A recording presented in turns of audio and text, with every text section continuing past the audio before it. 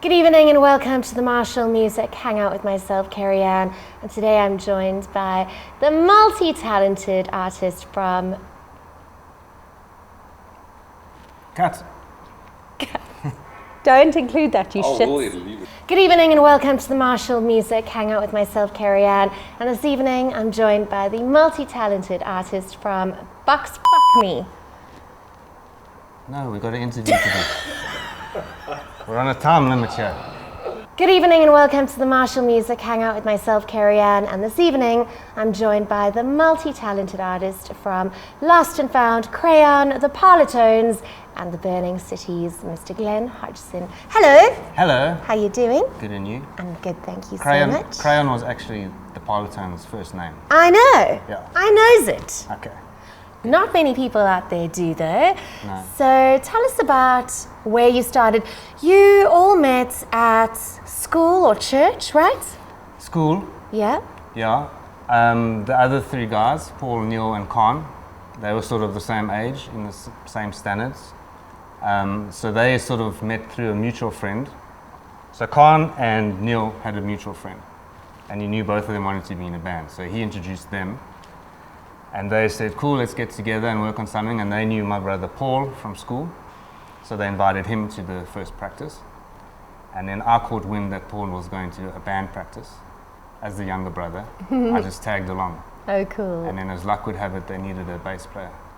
Yay. So I was like, I'll do it. Well, it all worked out. And that was that, 1998. 1998. It blows my mind because we chat about this often, but I can't believe I've known you for 20-something years. I know, right? Because it feels like you look exactly the same, and it just feels like we're acting the exact same, possibly slightly worse. Yeah. You don't age physically. No. Or emotionally. No. Or mentally. Just stay the same. We just don't age. We're vampires. We are vampires. Surprise. And surprise! And we've gone through so much, and you have gone through so much in your musical journey. So from watching you at the Roxy and on those summer tours 20 years ago to... And the Blues Room. At the Blues Room, yes. And all of the shows in between. And now you have this project and it's just going so well, and I'm just loving your sound right now. But thanks. I'm jumping the gun. So let's focus on the Parlotone years. Okay. At the very beginning, when we were watching you at Blues Room and at the Roxy, I would think I was one of 5 people that was there at the very beginning. But it sounded like there were 500 people. It's because I'm really loud, yeah. And then something happened. You guys were together for a while, and you definitely put the work and the hours in, but you just became this huge, huge brand. I think it had something to do with the fact that you brought out Here Comes the Man, and you had management that were pushing you like crazy. Yeah. But there was milkshake, wine, I think KFC. Laptops. There was literally everything. Too many things. There was literally everything was Parlotones branded, and it was pretty damn amazing to watch how much you grew. And then you did the Dome gig. Tell us about that. Yeah, so you're right. We had been going on our own from 98 to, I guess, 2002 or so. And then we caught wind that Perez was playing at Due East in Benoni. And they were like sort of underdog big band at the moment. So Khan contacted their manager, Raphael, and said, can we open?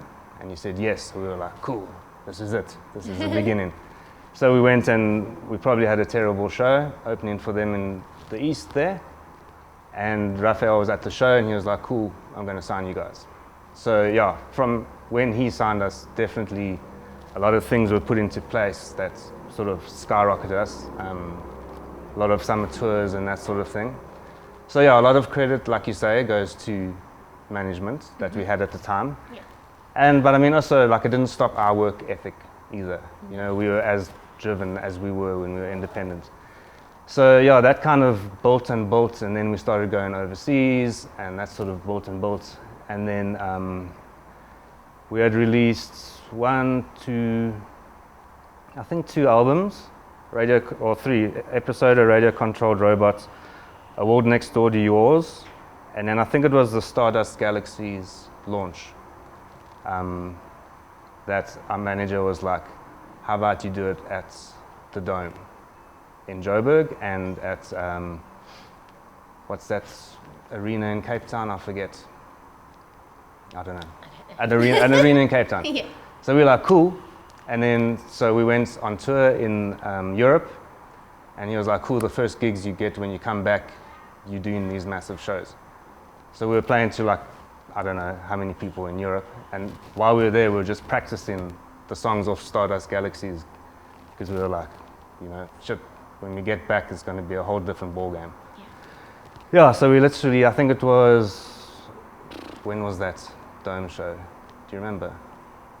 2011, I think? Yeah, it must have been about 2 Yeah, years around ago. 2011, so we literally jumped off tour and went straight to Cape Town, straight into, I think it was like a 6,000 capacity show, almost as a rehearsal for the Dome, and I think the next day was the Dome. And it was just like, we are so unprepared for this, it's not even funny. It was like the biggest operation ever, and the biggest thing for us, but we were the least prepared we've been for anything. But somehow it worked. Sometimes you just kind of got to jump in, and I think you probably all thought you were unprepared for it, but I think the millions of gigs you've done and the crazy tours you've been on. And you know, it's So funny, much. with that Dome show, Khan actually messed up the first song. Oh no, which kind of goes? He came in one beat too late, I think. So we're there all standing on stage looking out at this, and then Khan messes up the timing. And we're just like, really? Okay, no one's going to notice this. Just Let's get just through. go. He's just taking all rolling his eyes going, oh, come on. Come on, Archive. You had one job. But wow, what an achievement to going from being a school band to the biggest band in the country for a long time, and taking on such a big thing it's not a joke. Filling the Dome and having a Dome gig is quite something. Yeah, it's weird. It just feels like it's never actually happened, you know. And I think with you, you've just never ever changed, ever. From the first time I met you to today, you've been the same. I'm just as much as a doist as I've always You've been. always been such a nerd, still a nerd. No, you've just been an amazing person. Thanks, you too. Throughout. Well, I've never been the biggest band in the country, so I haven't changed. But I think as a young guy, getting that much attention, it's got to change you in some way or another, you know. And I don't think it had changed you much. And in my opinion, do you think it changed you at all? No, I don't know. I don't think so. I mean, we kept on getting our reality checks because we were a big band in South Africa, but when we would go to new territories overseas, we were a small band again. So, you know, it's one thing playing to 10,000 people in your own country, but then you're on the road in Europe, you know, in your van, loading your gear, playing to 10 people, 50 people. So that kept us sort of grounded and kept our heads on straight, you know. Yeah. So yeah, I don't know. I don't think we've changed all that much. Maybe we have. I think other people will have different. Other than a couple of the other guys in the... No, I'm kidding. Yeah, I think it depends on who you ask. I think a lot of people will say, "Oh yeah, they did." Assholes. Well, I don't think you've changed, and I think you've accomplished so much, and you've stayed so kind and so lovely throughout. So Thank you. yay you. And now let's move on from the Parlotones, and you then did... Was that Lost and Found, your next project? Yeah. So in about 2006, Khan did a solo album, and I had a few songs on the shelf of my own that I didn't know what to do with. So, excuse me, I was like, okay, Khan's doing it, I'm going to do it as well. So I released an EP. It was called Glen Hodgson's Lost and Found, just like an acoustic EP. And then from there, that sort of didn't go anywhere. I just was happy that I recorded something on my own. Yeah. And singing terrified me, like you won't believe. Like my knees would shake, and I was like, ooh, because I was always hiding behind Khan, you know. Yeah. And then a well-known drummer by the name of Jason Oosthuizen got hold of that EP, and he was like, let's do something bigger. Like, let's form a two-piece and see where that goes. And I was like, yeah, cool, let's do it. So we formed Lost and Found and took it to, like, instead of a singer-songwriter thing, to like a rock and roll band, really. It went from acoustic and then it just became this like rock and roll band for 3-4 years. I've never seen a more rock and roll, bigger launch than the Lost and Found launch, and you weren't around that long. I think bands that have been around for 20 years and have tons of money behind them still haven't been able to put together a launch like you guys did. Like Jason, his plans are always like this big from the start. Yeah. I'm like, no, we should just do baby steps. He's like, no, we're gonna do this. We're gonna launch this. We're gonna put it on a festival. I'm just like, okay. But yeah, we toured ourselves, finished for those 3 years, and then we just kind of called it. Yeah. And then after that, I sort of left Lost and Found, and I had some songs, and I thought, let me start something just on my own again, and that was the Burning Cities. Okay. So with the Burning Cities, I just have a song, and then I get some friends to join me, and we make a song or two. Which I think is cool, because when you feel the moment coming on, and you kind of then can decide, oh, I think this person or that person would suit this song, and you kind of just reach out to friends. So it's just a musical hang, really, at the end of the day. Yeah, it was cool. And it just helps that all of the friends that you bring on are really well-known and amazing artists. Yeah, it was cool. Like Justin Sorrell is always great. He's always there, willing to help and contribute. Parlotones has just been on tour with Gad. He supported us on one of our European tours. So he came into studio and helped out. Riechi helped out on guitar. Yeah, so all the musicians are like, you know, they're good friends, and they're always willing just to help. Dale from Prime Circle. So Riechi was on the road. Riechi was on the road, yeah. Was one of the first ones you submitted. Yeah.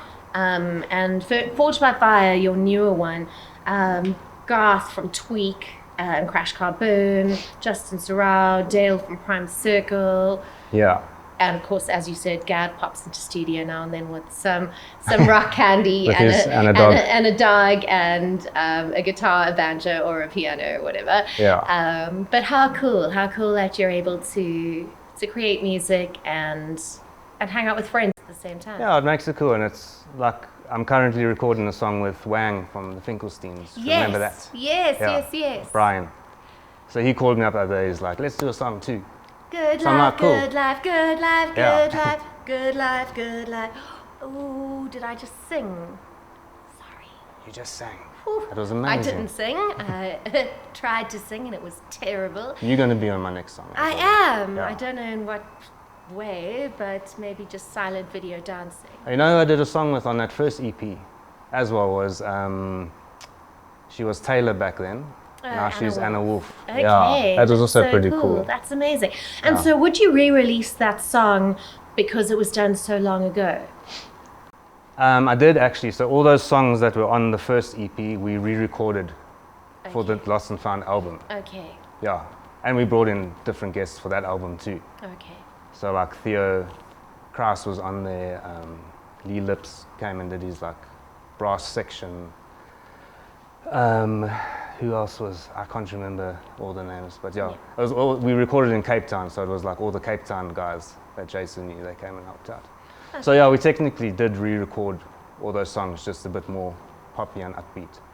Okay, and here's a question, but I just recently found out, and I think I just may have forgotten because I've known you for so long, that you're also a teacher and you've been teaching for a while now, because you got that just as the Parlotones were kicking off. You got your teacher's degree, right? So yeah, I studied, after school I studied teaching, and then when I graduated in 2005, the Parlotones were on the brink of going full-time.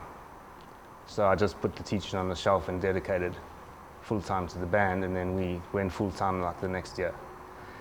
And then last year, yeah, when COVID hit, I kind of took my teaching degree off the shelf because the music industry collapsed. I'm like, okay, I'm going to have to do something. And you kind of forgot you had that little degree for a bit. Yeah, I forgot I had the degree, and I've forgotten everything I learned in school and in college. So I'm like, let me give this a bash. Yeah, and then like COVID subsided and the band did like a sort of few shows and tours towards the end of last year and beginning of this year. And then, yeah, Khan has moved overseas. So until we start touring again, I thought, let me do something completely different to music and see if I can actually do this thing that I studied for. So I'm currently teaching English and art. That's in amazing. The daytime. And you didn't just teach English and art. I think when you first got back into teaching, you taught history. History, yeah. Wowza, it's insane. It and my brain has, all the years of touring, I never kind of kept my brain active. So it kind of just shut down. All I knew how to do was tour and play and drink.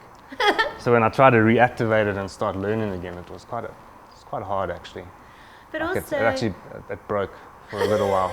My brain literally broke. It hurt. Yeah.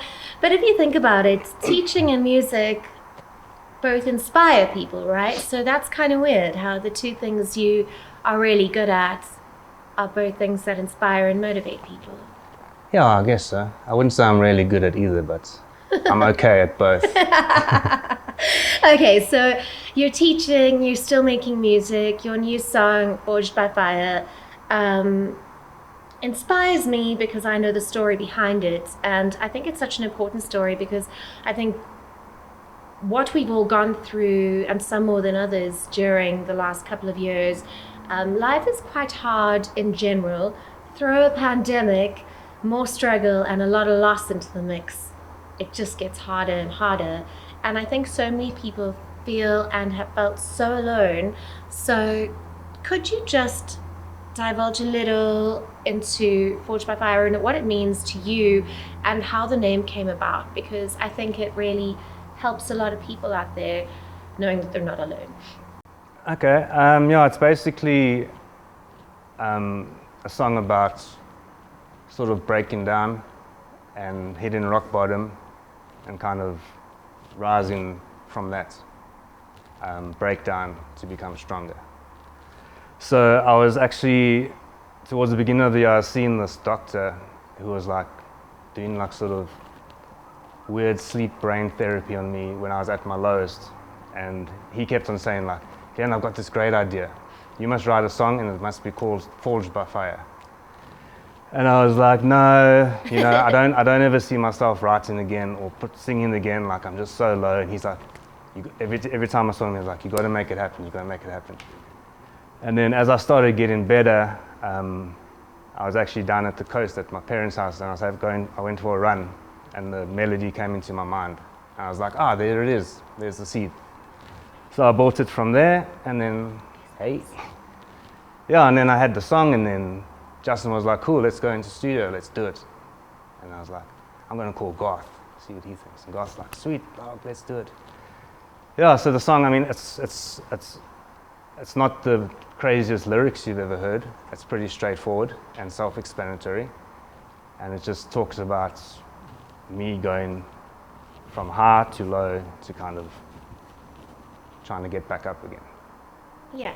And it's all about a phoenix rising from the ashes. Yes. And knowing that you can get back up. It's easier said than done, yes, but you're proof. And I think we've all gone through such lows, particularly in the last couple of years. Or are going through. A lot of people are still, sometimes people's struggles are only starting now, Yeah. So I feel I'm at a point where I had so much support from my family and friends helping me to get better.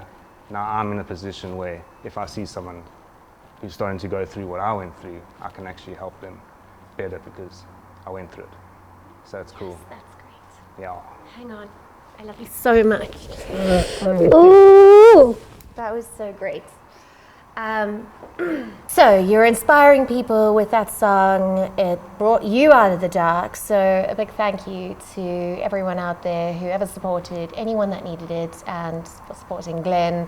What a good friend of mine, and what inspiration to me. So I just think music is so powerful, and it can bring so many people out of such dark places, and it can also take you back in time and remind you of great places you were and people that you've lost along the way. And it kind of just lightens you up a little.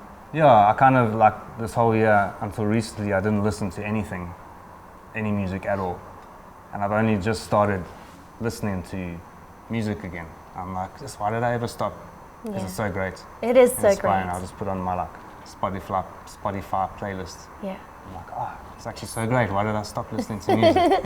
Sometimes I think I've spoken to friends of mine that have been in really bad places, and I kind of didn't understand depression until he explained to me that you kind of don't taste food, and music doesn't make you feel, and nothing, you just don't feel much of anything. So maybe that's why. But if there was a song that could bring you out of a dark place, what would that be?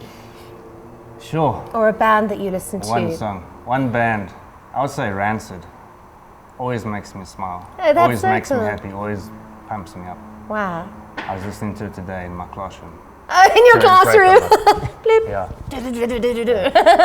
And then the art guys came in, I'm like, can I just leave this on? They're like, yeah, sir, leave it on. Oh, that's so cool. That's amazing. Glen, it's been so great having you on, and we don't have much time left, but I want to ask you a couple more questions, and these ones are slightly lighter. Well, we gotta go through all the levels. Sometimes, you've got to address other things in life. But what's happening in your life over the next year? Where are you? I think if I've learnt anything, it's kind of like a two-way thing, oxymoron or whatever you call it. Don't plan too far ahead because you never know what's going to happen, but also plan ahead because you never know what's going to happen. Yeah. So I think I was never an ahead planner. Yeah. And it's an important thing you need to do. Otherwise, you end up in 2020 going like, shit. Okay, I put all my eggs in one basket. Now what am I going to do? Yeah. So next year, I don't know. I'm going away now for a couple of months on holiday to visit Morgan, my fiance, in Europe, and I'm going to come back in January and go back into the teaching thing and see what happens. Okay.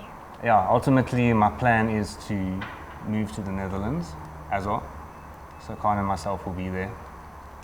But who knows if that's ever going to happen? I put it out there and see. Yeah, put it all out into the universe. All We'll I know, see I'll what stay in happens. SA for the rest of my life. Yeah. Well, we'll see. Yeah, we'll see. And now the next couple, so? No, sorry, and I just plan to keep on doing what I'm doing. Well, you got it. Don't stop. Making some Don't stop that. tunes, making some teaching. Please, Who knows what's going to happen? I've told you this before, but be a fashion designer. Why don't you do that? You're so good at dressing up and looking good. Maybe. I think you should stick your toe in there. Okay, we'll start a business. Okay, excellent. Cool. Some quick fire questions just for fun. Here we go. Favorite actor? Edward Norton. Favorite actress? Juliette Lewis. The girl that your pink ticket is that what it's called? Pink tickets. When Morgan definitely lets you have one sneaky hookup. Like a hall pass. Yes. Johnny Depp.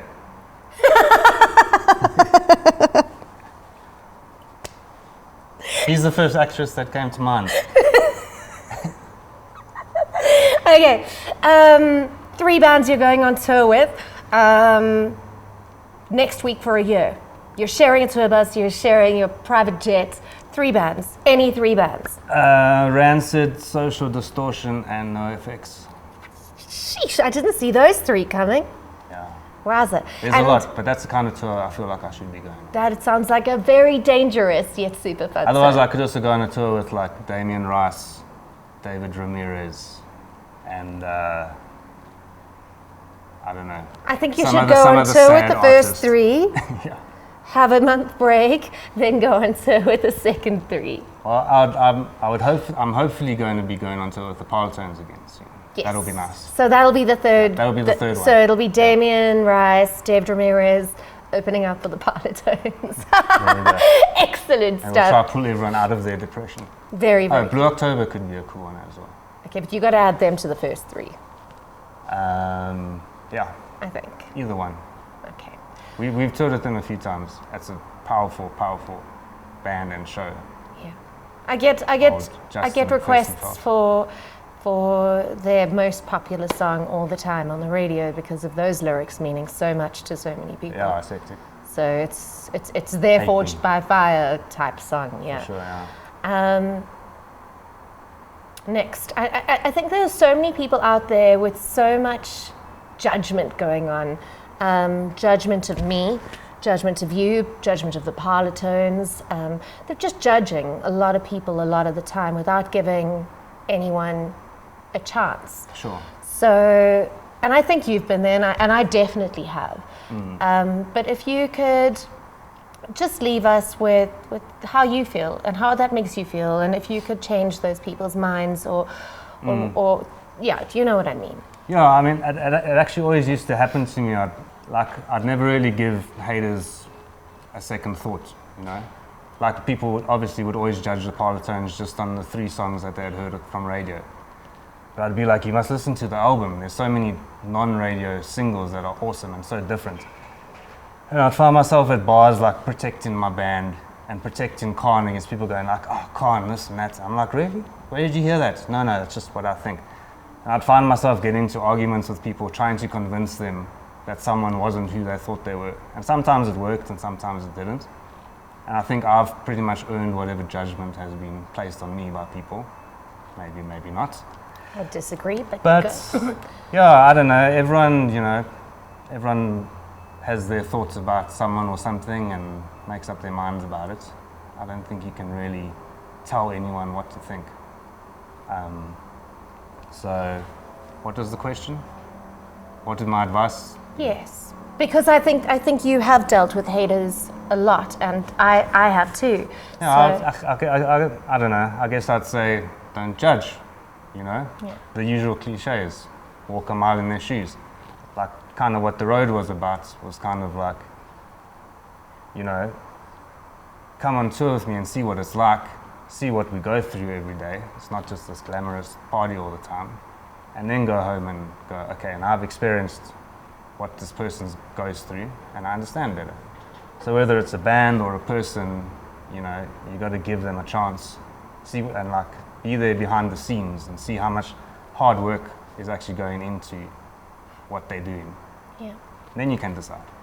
Yeah. But you can't just judge people going like, but that's what happens these days with the social media and stuff. That's the first reaction.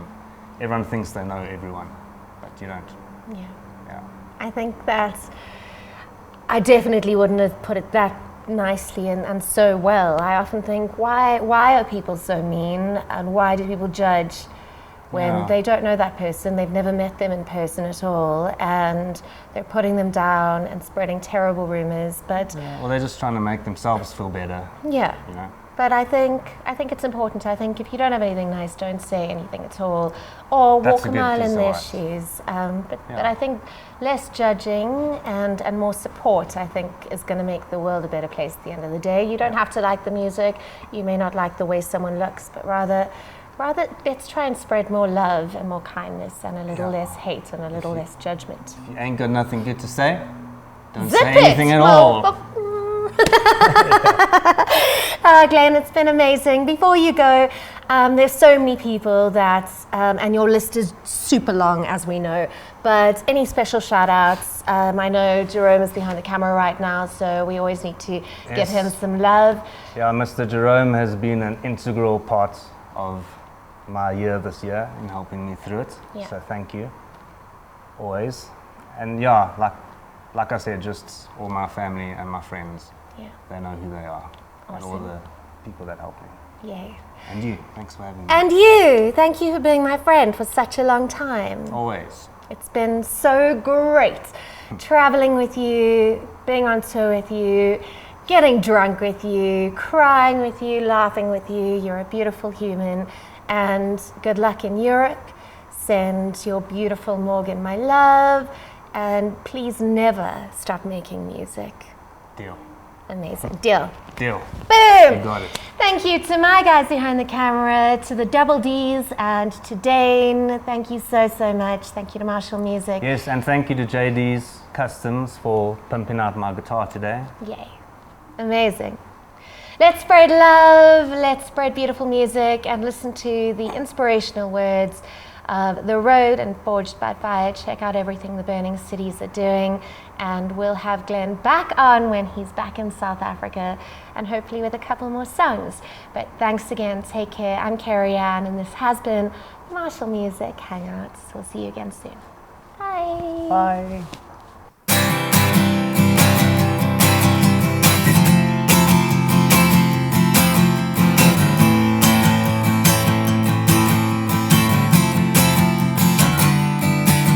My baby, listen closely like a phoenix to the flame.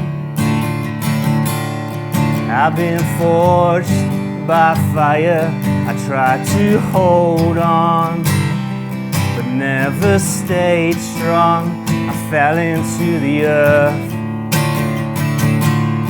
and I was given rebirth. Now I'm picking up the pieces to the promised land, looking back in wonder and trying to understand, building back the bridges I took so long to burn. Oh my darlings, just like most beings, like a moth drawn to the flame,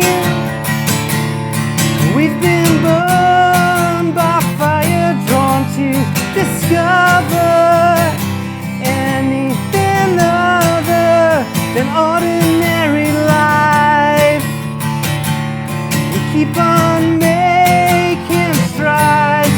We've been burning in the fire, emoted by the flames, fighting off our demons, calling out your name, pushing through the bad times and hoping for some change. I was caught up in the fire, exposing all my pain. Promise that I'll never put you through that hell again. You see it as a loss, we'll take it as a gain. Like a phoenix to the flame, and she burns hot while I burn cold. And we all know I've been forged by fire, and I heat up while she's still cold. And I've been told I've been forged by fire. Oh my darling, listen closely like a phoenix to the flame. I've been forged by fire. Oh my darling, listen closely like a phoenix to the flame. I've been forged by fire. Oh my darling, listen closely to the flame. I've been forged by fire. Oh my darling, listen closely to the flame. I've been forged by fire.